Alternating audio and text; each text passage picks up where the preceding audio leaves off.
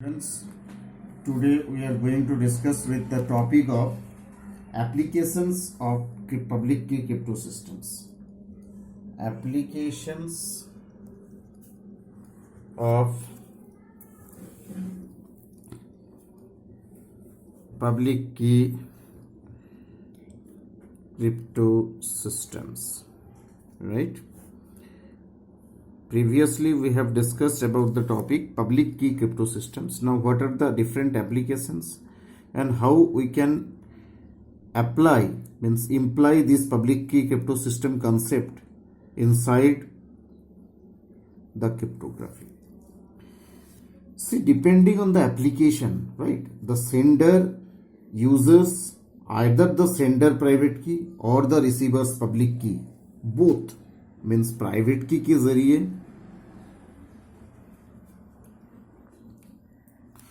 या पब्लिक की के जरिए, दोनों की को मैं प्रीवियसली आपको एक्सप्लेन करा चुका हूं कि प्राइवेट की एंड पब्लिक की क्या होता है.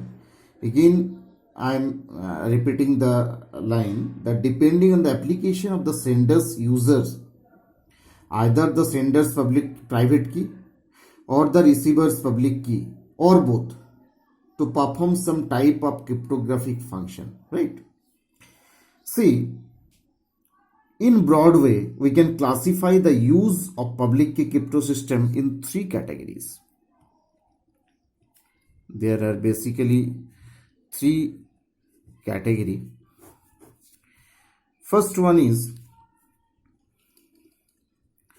encryption या फिर decryption. Either encryption or decryption means the sender encrypts a message with the recipient's public key.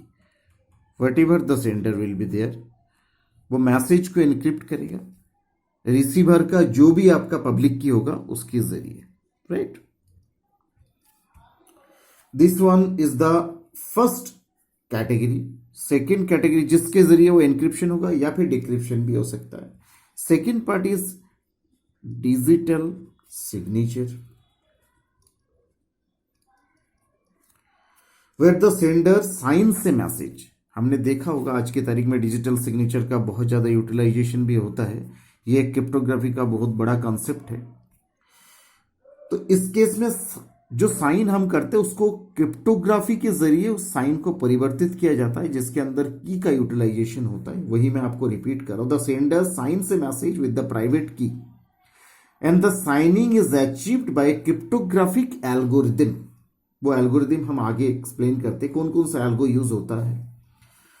जिस एल्गो के जरिए जिसको अप्लाई करने से द मैसेज और a small block of data that is a function of the message वो आपका छोटे छोटे ब्लॉक्स में डिवाइड हो जाएगा और आफ्टर जब डिक्रिप्ट होगा तो वो एज ए सिग्नेचर आपके सामने शो हो जाएगा, राइट. तो this is another classification category that is in the public key crypto system. And the third one is key exchange.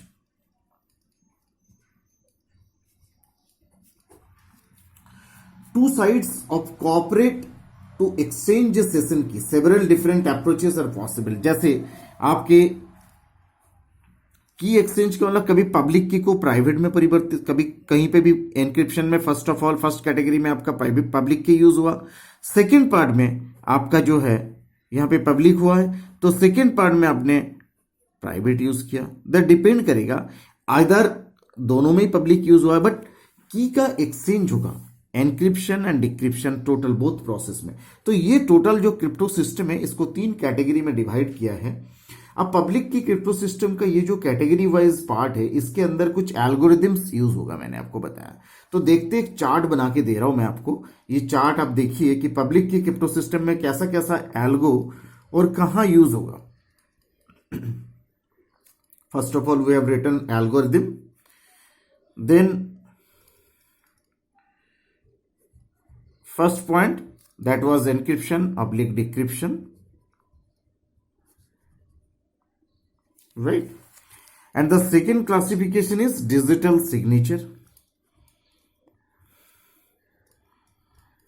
and the third one is key exchange.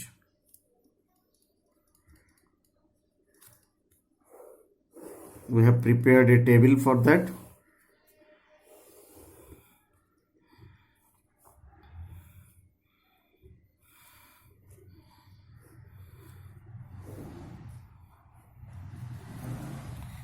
See, the first is RSA algorithm. Encryption और decryption के लिए yes लिख रहा हूं मैं, मतलब ये इस RSA एल्गोरिथम इनमें एप्लीकेबल होता है, राइट। डिजिटल सिग्नेचर में भी RSA एल्गोरिथम एप्लीकेबल होता है एंड की एक्सचेंज में भी RSA एल्गोरिथम को आपके एक्सप्लेन भी करेंगे हम आगे कि किस तरीके से होता है। ऐसा एक होता है डिफी-हेल्मन एल्गोरिथम। डिफी-हेल्मन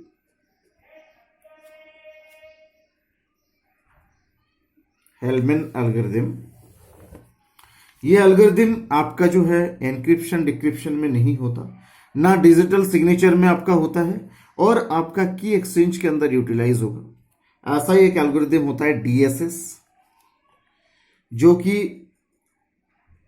एनक्रिप्शन डिक्रिप्शन के अंदर एप्लीकेबल नहीं होता, but it is applicable in the digital signature as well as key exchange में इसके एप्लीकेबल नहीं होता। जैसे एनक्रिप्शन में नहीं होता, सेम तरीके से इसमें एप्लीकेबल नहीं होता। एक आपका elliptic curve, right,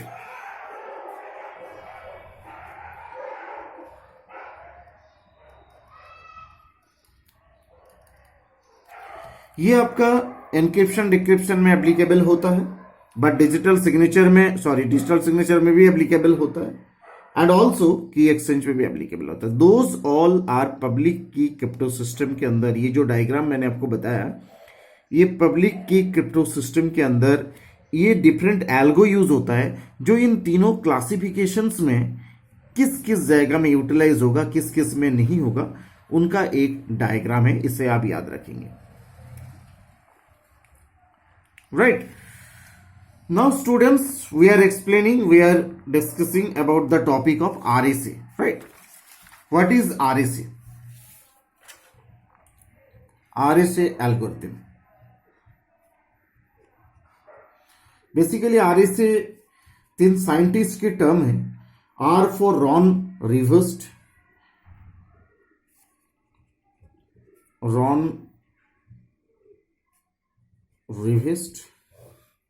S for Adi Steimer,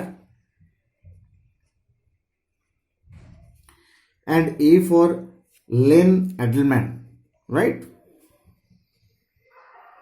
जिन्होंने क्रिप्टोग्राफी का सबसे इंपॉर्टेंट कॉन्सेप्ट को डिजाइन किया। क्रिप्टोग्राफी का जो स्टार्टिंग था, जिसमें अपना मेन जो क्रिप्टोग्राफी का कॉन्सेप्ट है वो RSA एल्गोरिथम के जरिए पॉसिबिलिटीज हुआ था, और ये तीनों साइंटिस्ट के जरिए 1977 में इनका आविष्कार हुआ था इस एल्गोरिथम का। एंड इन्होंने इस टेक्निक के जरिए, RSA एल्गोरिथम टेक्निक के जरिए, the RSA crypto system is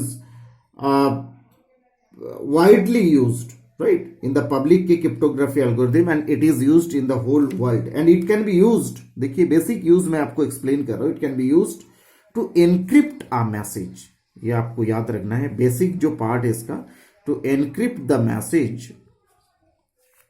without need to exchange a secret key separately, right? जिस मैसेज को अपन एनक्रिप्ट करेंगे without the need to exchange a secret key separately, अलग अलग रूप में की को सेपरेटली यूज करने का रिक्वायर्ड नहीं है। डायरेक्ट हम RSA क्रिप्टो सिस्टम के जरिए एनक्रिप्ट कर सकते हैं एक मैसेज को। The RSA algorithm can be used for both public key encryption and digital signature, जो मैंने आपको बताया। Also it is useful in the key exchange also, and its security is based to difficulty of factoring large integers, right. बड़े integers आप जानते हो, पूर्ण संख्या होते हैं, उनको लार्ज इंटीजर्स जो होते हैं, उन जितनी बड़ी संख्या भी होना चाहिए, उन सारे संख्याओं की फैक्टरिंग को, उस पे जो डिफिकल्टीज आते हैं उनको ओवरकम कर सकता है।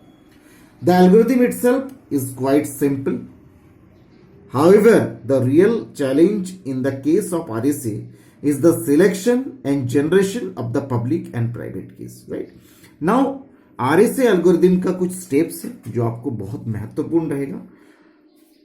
Steps of RSA algorithm. Students, ये स्टेप्स आपको याद रखना है, इसके अकॉर्डिंग एग्जाम्पल्स आप सॉल्यूशन कर सकते हो। First of all, the step 1, choose two large prime numbers m and n. Choose two large prime numbers m and n. Right?